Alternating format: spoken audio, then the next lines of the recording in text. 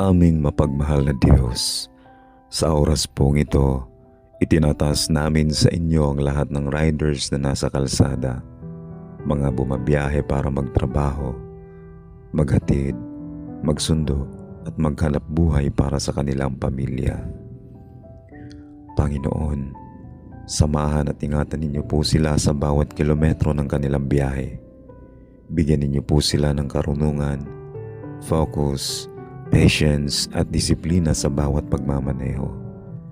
Sa gitna po ng traffic, ulan, init, madulas na kalsada at panganib na hindi nila nakikita, kayo po ang maging kanilang gabay at proteksyon.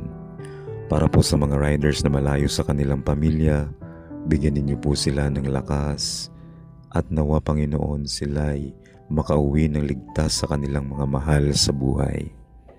At Panginoon, pagpalain ninyo po ang kanilang mga paghahanap buhay, ingatan ninyo ang kanilang mga buhay, motorsiklo, kabuhayan at kanilang pamilya.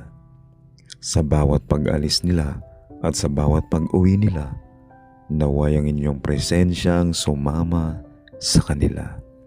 Ito po ang aming panalangin. Sa pangalan ng aming Panginoong Hesus.